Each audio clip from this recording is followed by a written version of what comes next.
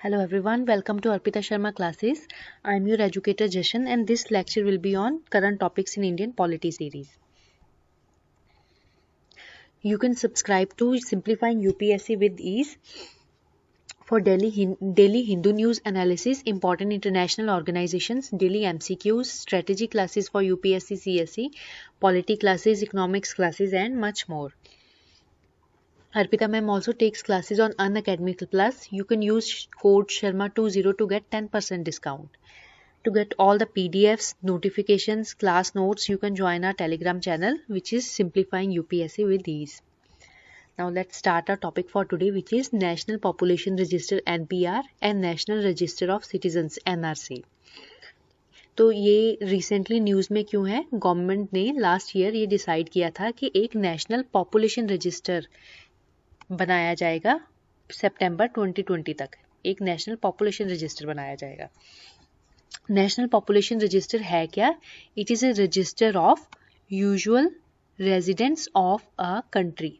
ठीक है, तो जितने हमारे कंट्री के यूजुअल रेजिडेंट्स हैं, जो लोग यूजुअली यहाँ पे रह रहे हैं, उनके सबकी डिटेल्स नोट डाउन की जाएंगी. तो पहली बात जो देखने वाली है वो ये है कि यहाँ पे हम सिटीजन्स की बात नहीं कर रहे.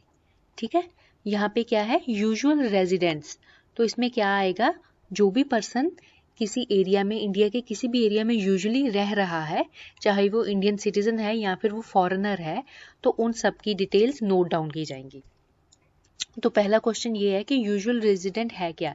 इस पर्पस के लिए यूजुअल रेजिडेंट कोई भी वो पर्सन होगा, चाहे वो इंडियन सिटीजन हो या ना हो, जो इंडिया के किसी लोकल एरिया में या तो पिछले 6 महीने से रह रहा है या फिर उसकी इंटेंशन है कि वो अगले 6 मंथ्स या उससे ज़्यादा तक वहाँ पे रहेगा. तो स्टूडेंट्स, क्या है यूजुअल रेजिडेंट? कौन होगा किसी एरिया का? या तो वो पिछले 6 महीने से उस एरिया में रह रहा हो, या फिर ऐसा हो कि वो हो सकता है वो पिछले 6 महीने से वहाँ नहीं रह रहा, यहाँ पर अभी अभी आया है, लेकिन उसकी इंटेंशन हो कि वो अगले नेक्स्ट 6 मंथ्स या उससे ज़्यादा तक उधर ही रहेगा, तो वो उस एरिया का यूजुअल रेजिडेंट माना जाएगा. ठीक है, अब हम देखते हैं ये NPR नेशनल पॉपुलेशन रजिस्टर जो है उसके लिए डाटा कलेक्शन कैसे होगी. ठीक है, तो NPR में जब हमने किसी भी एरिया के यूजुअल रेजिडेंट्स का डाटा कलेक्ट करना है, तो हम उनका दोनों डेमोग्राफिक डाटा और बायोमेट्रिक डाटा कलेक्ट करेंगे. ठीक है, डेमोग्राफिक डाटा में क्या है? 15 कैटेगरीज का डाटा कलेक्ट किया जाएगा, जिसमें उस पर्सन का नाम होगा, उसका प्लेस ऑफ बर्थ, उसकी एजुकेशन, ऑक्यूपेशन, मैरिटल स्टेटस, उसके पेरेंट्स का नाम, उसका परमानेंट एड्रेस है क्या, अगर ये जहाँ पर वो रह रहा है अगर वो उसका परमानेंट एड्रेस नहीं है तो उसे अपना परमानेंट एड्रेस बताना पड़ेगा. ऐसे करके क्या है, 15 कैटेगरीज ऑफ डाटा है जो कलेक्ट किए जाएंगे. ये हो गया डेमोग्राफिक डाटा. उसके बाद बायोमेट्रिक डाटा जो है उसके लिए सभी रेजिडेंट्स की आधार डिटेल्स मांगी जाएंगी. तो स्टूडेंट्स, ये क्वेश्चन एक आता है कि क्या नेशनल पॉपुलेशन रजिस्टर के लिए, NPR के लिए किसी भी पर्सन को रजिस्टर करना मैंडेटरी होगा या हम मना कर सकते हैं? तो क्या है, registration for NPR is mandatory. Her person, कोई भी पर्सन, जब NPR की एक्सरसाइज शुरू होगी तो कोई भी पर्सन अगर वो किसी लोकल एरिया में रह रहा है जहाँ पे वो NPR का डाटा कलेक्ट कर रहे हैं, उस वहाँ के रेजिडेंट्स का डाटा कलेक्ट कर रहे हैं, तो उसे अपना ये डाटा, डेमोग्राफिक डाटा देना ही पड़ेगा. ठीक है, तो ये वाली जो सारी डिटेल्स हैं वो मैंडेटरी हैं. उसके बाद एडिशनल डाटा जैसे आधार देना, अपना पैन नंबर देना, वोटर ID देना, ये सब ऑप्शनल है, पर उसे रजिस्टर तो करना ही पड़ेगा किसी भी पर्सन को. ठीक है, उसके बाद क्या था कि डिसीजन ये लिया गया था कि सितंबर 2020 तक NPR का जो डाटा है, नेशनल पॉपुलेशन रजिस्टर, वो कर लिया जाएगा. लेकिन अब क्या है कि कोरोना के कारण ये पॉसिबल नहीं हो पाएगा. तो पहले डिसीजन क्या था कि NPR जो होगा, national population register, that will be conducted with the first phase of census 2021. मतलब ये अभी ये था कि अभी 2020 और 2021 में, जो 2021 का सेंसस है उसका डाटा भी कलेक्ट करना था, तो उसका जो फर्स्ट फेज था वो 2020 में शुरू हो रहा था. तो सेंसस के फर्स्ट फेज के साथ साथ NPR के डाटा की भी कलेक्शन होनी थी. ठीक है, तो जो ये सारा काम है ये किसके अंडर हो रहा है, ये हो रहा है registrar general and ex officio census commissioner India. ठीक है, मतलब सेंसस कमिश्नर इंडिया और registrar general and ex officio census commissioner of India, ये जो है ये सेंसस का डाटा भी कलेक्ट करेंगे और एनपीआर का डाटा भी कलेक्ट करेंगे। अब हम देखते हैं कि एनपीआर किस एक्ट के अंतर्गत लाया गया है। ठीक है, NPR is being prepared under provisions of citizenship act 1955 and citizenship rules 2003। तो स्टूडेंट्स ये था कि इसका जो एक्ट है जिसके अंदर ये लाया जा रहा है वो है हमारा सिटीजनशिप एक्ट 1955। सिटीजनशिप एक्ट को 2004 में अमेंड किया गया था और उसमें सेक्शन 14A इंसर्ट किया गया था। तो जो सेक्शन 14A है वो ये कहता है कि अगर सेंट्रल गवर्नमेंट चाहे तो वो national register of Indian citizens का डाटा जो है वो मेंटेन कर सकती है। ठीक है, तो मतलब इसमें जो ये अमेंडमेंट करके सेक्शन इंसर्ट किया गया, ये इसके कहने का मतलब ये था कि अगर गवर्नमेंट चाहती है तो वो ये पता कर सकती है कि हमारा जो कंट्री में किसी भी एरिया में कितने लोग जो रह रहे हैं वो उनमें से इंडियन सिटीजन्स कौन से हैं और दूसरे लोग कौन से हैं, मतलब नॉन सिटीजन्स कौन से हैं। ठीक है, तो इसके लिए ये डाटा कलेक्ट करने के लिए वो एक national register of Indian citizens बना सकती है। ठीक है, NRIC या national register of citizens NRC। ठीक है, जो हम एनपीआर के लिए डाटा कलेक्शन कर रहे हैं हमने देखा तो उसमें तो सिर्फ यूजुअल रेजिडेंट्स का डेमोग्राफिक डाटा नोट कर रहे हैं, उसमें हम सिटीजन या नॉन सिटीजन नहीं देख रहे। तो जब हम एनपीआर का डाटा कलेक्ट किया जाएगा तो वो एक यूनिवर्सल डाटा सेट बन जाएगा। ठीक है, तो उसके अंदर हम एक सबसेट बना सकते हैं कि a subset of citizens would be derived after due verification of citizenship status। ठीक है, मतलब ये गवर्नमेंट का कहना ये था कि पहले नेशनल पॉपुलेशन रजिस्टर बनाएंगे, यूजुअल रेजिडेंट्स का बनाएंगे, उसके बाद क्या होगा कि उन जो रेजिडेंट्स हैं उनका सिटीजनशिप स्टेटस चेक करके अगर गवर्नमेंट चाहे तो वो national register of Indian citizens भी बना सकती है। तो इसके बारे में बहुत सारे क्वेश्चंस हमारे माइंड में आते हैं। पहला क्वेश्चन तो हमने डिस्कस कर लिया, वो क्या था कि क्या एनपीआर मैंडेटरी है कि नहीं है। हाँ, एनपीआर मैंडेटरी है। Every resident of an area जहाँ पे एनपीआर एक्सरसाइज हो रही होगी उसको अपना रजिस्ट्रेशन एनपीआर में करवाना पड़ेगा। ठीक है, तो दूसरी बात ये थी कि एनपीआर में हम रेजिडेंट्स देख रहे हैं या सिटीजनशिप का भी कुछ देख रहे हैं। तो एनपीआर में हम सिटीजन्स नहीं देख रहे हैं, जो भी पर्सन किसी एरिया में रह रहा होगा सबको रजिस्टर किया जाएगा, चाहे वो इंडियन सिटीजन हो या नहीं हो। इसके आगे क्या क्वेश्चन है, क्वेश्चन ये है कि is it being done for the first time, के अभी जो होगा क्या NPR national population register first time होगा। तो आंसर इज नो। तो क्या ये सिटीजनशिप अमेंडमेंट एक्ट जिसके अंडर ये लाया गया है वो 2004 की बात है, तो उसके बाद 2010 में भी एनपीआर का डाटा कलेक्ट किया गया था। जब 2011 का सेंसस था ना, उसके भी हाउस लिस्टिंग फेज में एनपीआर का डाटा कलेक्ट किया गया था और इस डाटा को 2015 में अपडेट भी किया जा चुका है। So it will not be the first time that NPR data is being collected. अगला जो बहुत इंपॉर्टेंट क्वेश्चन है जिसके कारण काफ़ी ज़्यादा इश्यूज भी खड़े हुए हैं हमारे कंट्री में, वो ये है कि एनपीआर के लिए नेशनल पॉपुलेशन रजिस्टर की जो एक्सरसाइज होगी क्या उसके लिए डॉक्यूमेंट्स चाहिए। मतलब ये बहुत क्वेश्चन उठ रहे थे ना कि बहुत लोग कह रहे थे कि हम तो डॉक्यूमेंट्स नहीं रखता है कोई, हमारे डॉक्यूमेंट्स पता नहीं कहाँ गए, या बहुत सारे ऐसे लोग होंगे जो डॉक्यूमेंट्स प्रोड्यूस करने की हालत में नहीं है। तो क्या था, गवर्नमेंट ने ये क्लैरिफाई किया था कि नेशनल पॉपुलेशन रजिस्टर के लिए कोई भी डॉक्यूमेंट की ज़रूरत नहीं है। ठीक है, no documents are needed for NPR. ठीक है, and self declaration of the residents will be treated as enough for data entry in population register.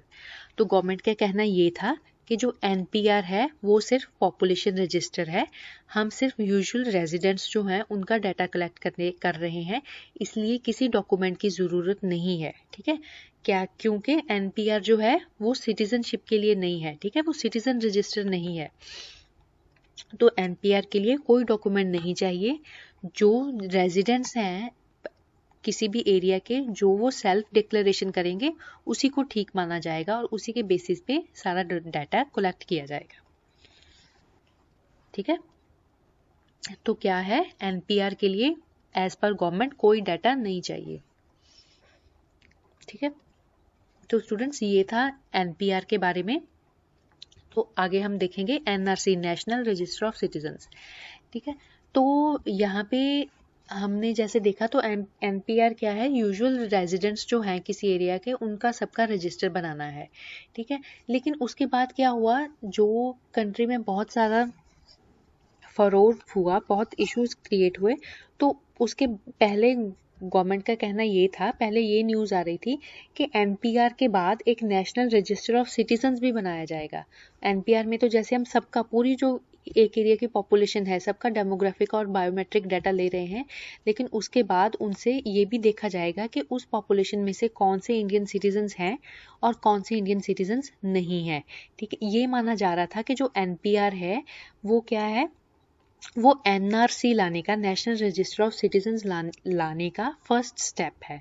ठीक है, तो जो इसके कारण बहुत सारा फरोर हुआ, तो उसके बाद रिसेंट न्यूज़ ये है कि गवर्नमेंट ने ये कहा था कि हम एनपीआर तो लाना चाहते हैं, लेकिन अभी इस वक्त पर हमारी कोई भी इंटेंशन नहीं है कि हम एनआरसी लेकर आए। ठीक है, गवर्नमेंट ने क्या सिग्नल किया है कि it's not as per now, its intent is not to carry out a nationwide NRC, कि एक nation wide NRC, national register of citizens लाने का उनका अभी कोई इंटेंशन है नहीं। तो एनआरसी है क्या?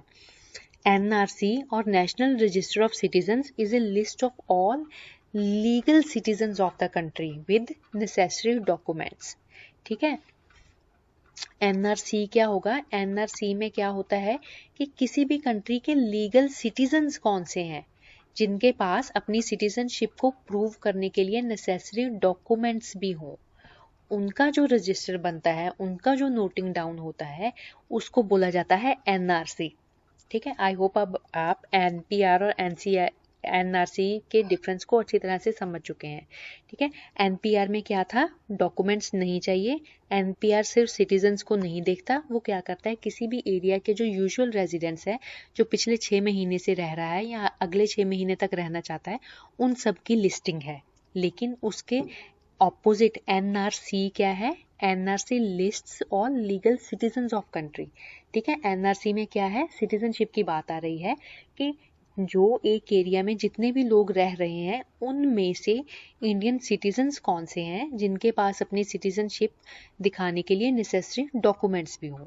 ठीक है, तो रिसेंटली और क्या हुआ है, रिसेंटली गवर्नमेंट ने ये सिग्नल दिया है कि अभी इंडिया में हमारा एनआरसी लाने का कोई भी इंटेंशन नहीं है, मतलब कोई सिटीजनशिप प्रूव करने वाली एक्सरसाइज एनआरसी लाने का कोई इंटेंशन नहीं है। तो ये एनआरसी का क्वेश्चन कैसे आया, पहले क्या हुआ था कि following the supreme court order, government ने एनआरसी एक्सरसाइज जो है, सिटीजनशिप के कौन कौन से इंडिया के सिटीजन हैं, कौन से नहीं है, ये किया है। असम में ये वाली एक्सरसाइज, एनआरसी एक्सरसाइज कंडक्ट की गई है। ठीक है, कुछ टाइम पहले। तो हुआ क्या, जो एनआरसी असम में किया गया, नेशनल रजिस्टर ऑफ सिटीजन्स को, तो उसके अंडर अराउंड 19 लाख एप्लीकेंट्स ऐसे हैं जिनका एनआरसी लिस्ट में नाम नहीं आया। मतलब असम में रहने वाले 19 लाख के करीब कुछ ऐसे लोग थे जिनके पास डॉक्यूमेंट्स नहीं था अपना सिटीजनशिप प्रूव करने के लिए, और जो एनआरसी की लिस्ट बनी, पूरा ये नेशनल रजिस्टर ऑफ सिटीजन्स बना, असम के सिटीजन्स की जो लिस्ट बनी, उनमें अराउंड 19 लाख असम में रहने वाले लोगों का नाम नहीं है। तो एनआरसी असम में क्यों किया गया, तो उसके लिए हमें पहले देखना पड़ेगा असम अकॉर्ड के बारे में। ठीक है, क्योंकि ये असम अकॉर्ड में ही लिखा गया था कि असम स्टेट जो है इंडिया की, वहाँ पे एनआरसी एक्सरसाइज की जाए। तो असम अकॉर्ड क्या है, Assam accord is an memorandum of settlement between government of India and leaders of Assam movement which was signed in Delhi on 15 August 1985। Assam accord एक मेमोरेंडम ऑफ सेटलमेंट है which was signed between government of India and leaders of Assam movement. ठीक है, इसकी parties कौन सी हैं, government of India और Assam movement के leaders के बीच एक संधि हुई थी, असम अकॉर्ड उसको बोला जाता है, 1985 की ये बात है। ठीक है, तो असम अकॉर्ड क्या था स्टूडेंट्स, ये 1971 में जब इंडो पाकिस्तान वॉर चल रही थी, फॉर्मेशन ऑफ बांग्लादेश वाली जो वॉर है, उस टाइम क्या था कि बांग्लादेश की ओर से बहुत सारे लोग ऐसे थे जो इंडिया में या और बाकी नेबरिंग कंट्रीज में जा रहे थे। ठीक है, उस टाइम क्या था, बांग्लादेश में बहुत ज़्यादा बुरी सिचुएशन थी। तो सिविल वॉर के अब्यूजेस से बचने के लिए, वॉर के अब्यूजेस से बचने के लिए क्या हुआ, बहुत ज़्यादा बांग्लादेश के लोग जो हैं वो जो नेबरिंग इंडियन स्टेट्स थे वहां पर आए, और बाकी कंट्रीज जो उनके नेबरिंग कंट्रीज जैसे म्यांमार, उधर भी बहुत सारे गए। तो क्या हुआ, जो इंडियन स्टेट ऑफ असम है उसमें बहुत ज़्यादा बांग्लादेशी पॉपुलेशन आई। तो इसके कारण क्या हुआ, इसके कारण असम में एक बहुत बड़ी एजिटेशन सामने आई। ठीक है, बहुत एजिटेशन हुआ वहां पे। This agitation was led by all Assam students union. ठीक है, तो जो यहाँ पे एजिटेशन हुई वो किस लिए हुई कि जो असम के लोग थे, ओरिजिनल पॉपुलेशन थी असम की, वो ये बोल रहे थे, ऑल असम स्टूडेंट्स यूनियन के अंडर वो ये बोल रहे थे कि जितने भी इलीगल फॉरेनर्स हैं असम में आए हैं बाहर से, पर्टिकुलरली बांग्लादेश से, तो उन सबको आइडेंटिफाई करो और उन सबको वापस भेजो। ठीक है, उनका कहना ये था कि इतने इलीगल इमिग्रेंट्स के आने के बाद जो क्या है, असम की जो डेमोग्राफी है, जो पॉपुलेशन स्ट्रक्चर है, वो बहुत चेंज हो चुका है। और इससे क्या होगा, जो ओरिजिनल असमीज पॉपुलेशन है उनके पॉलिटिकल राइट्स पे, उनके कल्चर पे, लैंग्वेज पे, लैंड राइट्स पे, सब पे असर पड़ेगा। ठीक है, उनका कहना ये था कि ये इमिग्रेंट्स से आने से पहले तो ये सारे एरिया में असमीज पॉपुलेशन रह रही थी और उनका एक डिस्टिंक्ट कल्चर था।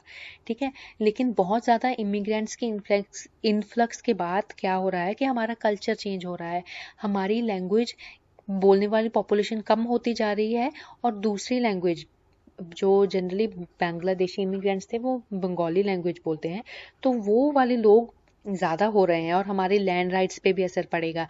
अगर उनकी पॉपुलेशन बहुत ज़्यादा हो जाएगी इमिग्रेंट्स पे, तो हमारे पॉलिटिकल राइट्स पे भी फ़र्क पड़ेगा, क्योंकि अगर वो इंडियन सिटीजन्स बन जाते हैं तो क्या होगा, उनकी नंबर ऑफ वोट्स भी ज़्यादा हो जाएंगी, तो हमारे जो पॉलिटिकल पोजीशन है उस पर बहुत डिफरेंस आएगा। ठीक है, कि वो भी पॉलिटिकली एक्टिव हो जाएंगे, उनकी भी इम्पोर्टेंस हो जाएगी। तो ये सब उनके इश्यूज थे जो असम एजिटेशन के। तो इसके अंडर क्या हुआ, फिर जो असम मूवमेंट के लीडर्स और गवर्नमेंट ऑफ इंडिया के बीच असम अकॉर्ड साइन किया गया। ठीक है, तो इस असम अकॉर्ड के अकॉर्डिंग क्या था, जो सिटीजनशिप एक्ट था उसको अमेंड किया गया। असम अकॉर्ड की प्रोविजंस ऐसी थी कि असम अकॉर्ड में ये बोला गया था कि जो लोग, हमने अभी डिस्कस किया ना कि बहुत ज़्यादा इन्फ्लक्स जो हुआ है इमिग्रेंट्स का, वो 1971 वॉर के अराउंड हुआ है। ठीक है, तो असम अकॉर्ड में क्या लिखा गया है कि जितने भी लोग असम में 1 जनवरी 1966 कि जो लोग 1966 से पहले आ गए हैं असम में, तो उन्हें तो आप सिटीजन्स बना दो। ठीक है, उन्हें इंडियन सिटीजन्स बना दो।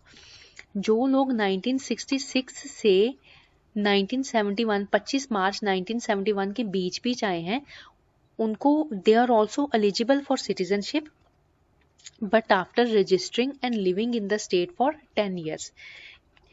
और जो लोग 25 मार्च 1971 से बाद आए हैं, ठीक है, तब क्या होगा, उन सबको डिपोर्ट कर दिया जाएगा। ठीक है, डिपोर्ट करके उनके ओरिजिनल जो कंट्री था वहां पे वापस भेजा जाए। ठीक है, तो क्या है, असम अकॉर्ड में 3 हिस्सों में बांटा गया टाइम, और उसके अकॉर्डिंग सिटीजनशिप की बात की गई। तो मतलब पहला तो ये था कि जो लोग असम में 1966 से पहले आ गए हैं उनको आप सबको सिटीजनशिप दे दो। ठीक है, और जो लोग 1 जनवरी 1966 से लेकर 25 मार्च 1971 के बीच में आए हैं, उनको आप सिटीजनशिप दे सकते हैं, पर 10 सालों के बाद। ठीक है, मतलब 10 साल तक उनको वोटिंग राइट नहीं मिलेगा, 10 साल तक उनको प्रॉपर सिटीजनशिप नहीं मिलेगी, उसके बाद मिल जाएगी। ठीक है, ठीक, लेकिन जो लोग 25 मार्च 1971 के बाद आए हैं, ये वो वाले लोग थे जो पर्टिकुलरली वॉर के प्रॉब्लम से बचने के लिए तब बहुत ज़्यादा इन्फ्लक्स हुआ था 1971 के बाद। तो ये बोला गया कि जो लोग 1971 के बाद आए हैं उनको आइडेंटिफाई किया जाए और उनको उनके ओरिजिनल देश वापस भेजा जाए, बांग्लादेश में वापस भेजा जाए। ठीक है, ये सेटलमेंट हुआ था असम अकॉर्ड के अंडर। ठीक है, तो जो अभी एनआरसी अपडेट हुआ है, national register of citizens Assam में अपडेट हुआ है, वो इन प्रोविजंस को सामने रखते हुए किया गया है। ठीक है, तो हमने जैसे डिस्कस किया एनआरसी में क्या हुआ कि कुछ 19 लाख लोग ऐसे हैं जिनका एनआरसी फाइनल लिस्ट में नाम नहीं आया है। ठीक है, उनमें से बहुत सारे जेन्युइन केसेस भी होंगे। तो गवर्नमेंट ने क्या कहा है, गवर्नमेंट ने ये कहा है कि जिन लोगों का एनआरसी की लिस्ट में नाम नहीं आया है कि उन्हें हम इमीडिएटली फॉरेनर्स या इनलीगल माइग्रेंट्स नहीं करार देंगे। क्योंकि स्टूडेंट्स देखो, ऐसी बात है कि ये 1971 की बात है। ठीक है, तब के डॉक्यूमेंट्स रखना, बहुत सारे लोगों का ये कहना है कि हमारे डॉक्यूमेंट्स तब नहीं थे या डॉक्यूमेंट्स गुम हो गया या कुछ उनके पास प्रूफ अभी फिलहाल दिखाने को है नहीं। ठीक है, और बहुत सारे लोग ऐसे हैं कि जो पहले वोटिंग भी करते रहे हैं, इंडियन इलेक्शंस में वोट भी करते रहे हैं, या कुछ ऐसे केसेस भी हैं कि जिनके कुछ फैमिली मेंबर्स का नाम तो लिस्ट में आ गया है लेकिन उनका नहीं आया है। तो गवर्नमेंट का ये कहना है कि अगर आपका नाम लिस्ट में नहीं है तो हम आपको इमीडिएटली, ऐसा नहीं है कि इमीडिएटली हम आपको इलीगल माइग्रेंट्स या फॉरेनर्स टर्म कर रहे हैं। आपकी जो भी प्रोटेस्ट हैं, जो भी प्रॉब्लम्स हैं, आप फॉरेनर्स ट्रिब्यूनल के सामने अपनी वो प्रोटेस्ट रख सकते हैं, अपनी प्रॉब्लम्स रख सकते हैं। अगर आप फॉरेनर्स ट्रिब्यूनल का जो डिसीजन होगा उससे भी आप सेटिस्फाइड नहीं है तो आप फर्दर हाई कोर्ट या सुप्रीम कोर्ट में भी अपील कर सकते हैं। ठीक है, और कुछ लोग ऐसे हैं जो बहुत ज़्यादा गरीब हैं जिनका एनआरसी में नाम नहीं आया है, उनके लिए स्टेट गवर्नमेंट की तरफ से, असम गवर्नमेंट की तरफ से लीगल एड की भी प्रोविजन है। ठीक है students, this was all for NPR and NRC. NPR हमने देखा क्या है, वो एक एरिया के यूजुअल रेजिडेंट्स का रजिस्टर है। ठीक है, और एनआरसी क्या होता है, एनआरसी होता है नेशनल रजिस्टर ऑफ सिटीजन्स के। अगर हम उस एरिया में जिस एरिया में हमने एनआरसी लाना है उसमें इंडियन सिटीजन्स कौन कौन से हैं वो देखें अलोंग विद प्रूफ, तो वो एनआरसी होगा। तो गवर्नमेंट ने क्या कहा था, गवर्नमेंट ने रिसेंटली ये कहा था कि हम एनपीआर तो लाना चाहते हैं पर अभी फिलहाल हमारा एनआरसी लाने का कोई इंटेंशन नहीं है।